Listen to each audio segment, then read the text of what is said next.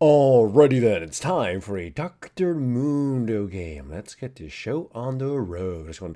And yeah, I know I've already uploaded a few Dr. Mundo games and Jarvan games and a lot of the same kind of champions. But the thing is that every time I stream, I tend to stick to a few collective few for my first few games, and I only really deviate if some really weird stuff happens. That said, I do have an Elise and a Vi game in the pipeline.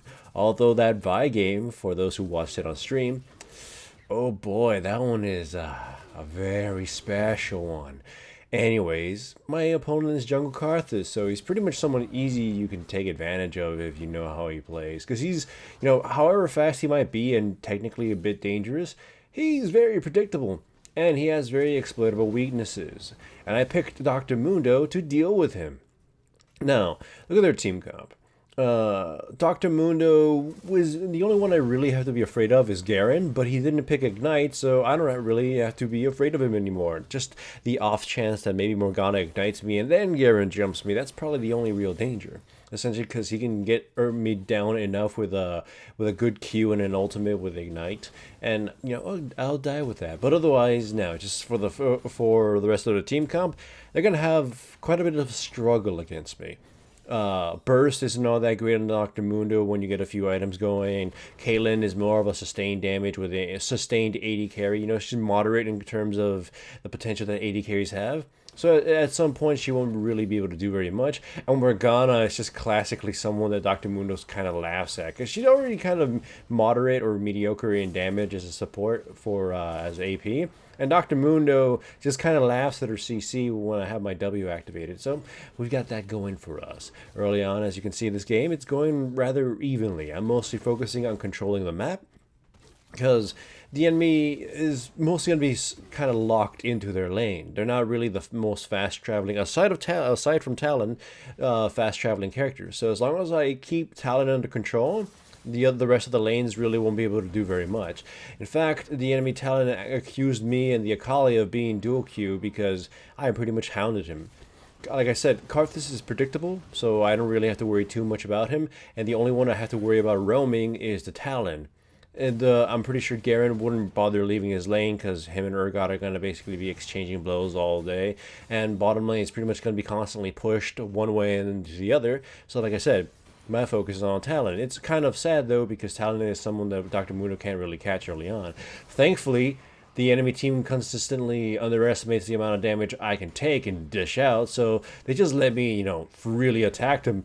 I kind of blew a lot of their, I blew a lot of their health there, and I got a flash out of that. So technically, that kind of counts as a gank. So I pushed them both out of the lane, and then Karthus just kind of dies to a minion. So meh. And again, I'm just maintaining the farm as much as I can. I don't do the gold tab thing yet, but you'll see I actually have the lead in gold for my team. Obviously, 2 kills, the most CS, a little bit out under the silver. It's going rather well so far. And the enemy Talon and my Akali are just constantly exchanging blows, so they're not farming, as much as they probably should be, especially this Akali, who you'll notice throughout this game has some of the worst map awareness. Again, in lower divisions and in a lot of the games I've been playing, it's kind of been one of the main focuses of these videos where you just kind of notice that people don't have map awareness and then they just sort of let themselves get caught and killed. In this case, thankfully, the Zyre just kind of decides to sacrifice herself to the tower before Talon gets any sort of credit, though he does get some experience just from being in proximity. Anyways, globetrotting still, just with my red trinket, just clearing as much as I can. I even bought a red ward just to, just keep tabs on the enemy. Also, like I said, no map awareness.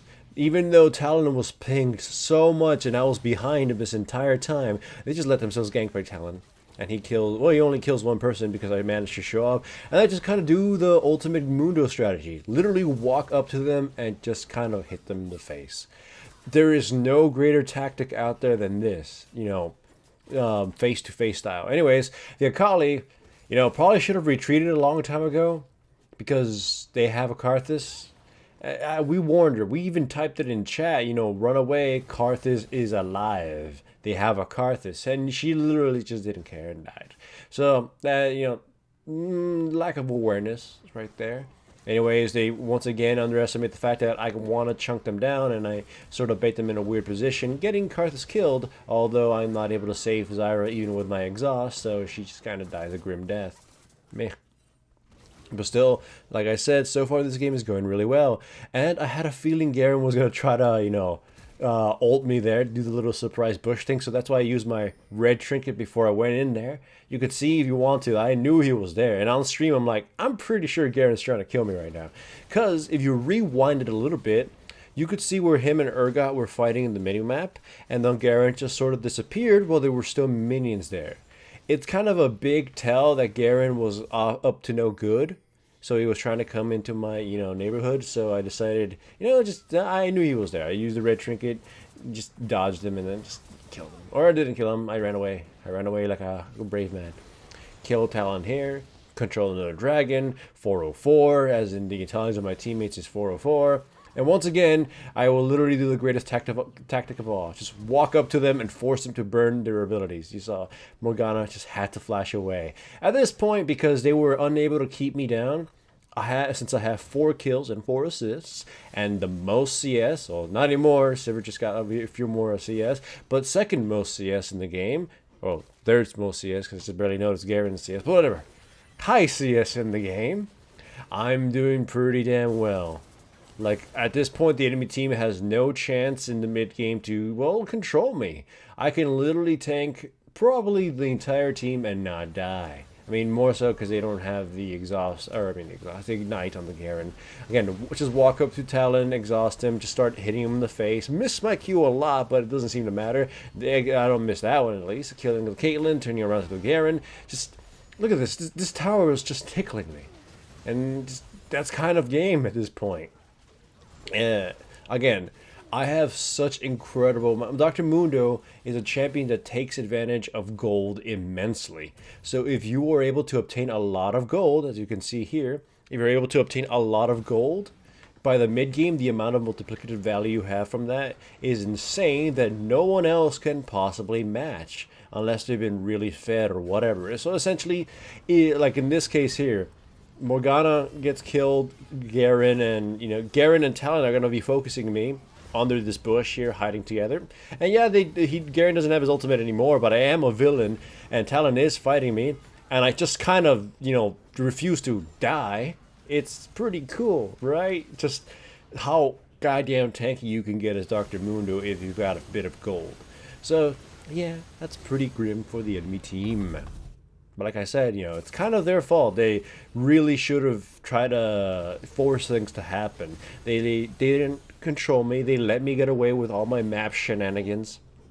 I got a lot of pretty good choice kills, and essentially put their team combos and really made to deal with a runaway Dr. Mundo. I mean, I can still technically lose because Dr. Mundo in the late game kind of loses effectiveness against a composition that can just, has all the cooldown reduction to keep him away, and the Caitlyn could eventually gun me down. But right now is not such a time. And thankfully, since I also have the exhaust, it's going to sort of delay any kind of colossal damage they could do. And once again, I just sort of walk into them. My teammates also did not see me coming up with this, and they decided to, they chased eventually. And then Kali dies to the fountain, because why? Because might as well keep dying for stupid things. So yeah, it's pretty good game if I do say so myself. I do love getting to do this as Dr. Mundo, and I believe this was the game that got me promoted to the next divisions, right? I think so. So I would say pretty good day. I've been enjoying myself streaming again, and playing a lot of champions. I've been playing better than I have in a long time. So either way, I love this here where Talon decides to go all ham on me and is like, oh my god, I haven't even tickled this guy. So I'm pretty sure that Talon was super demoralized for the rest of the day.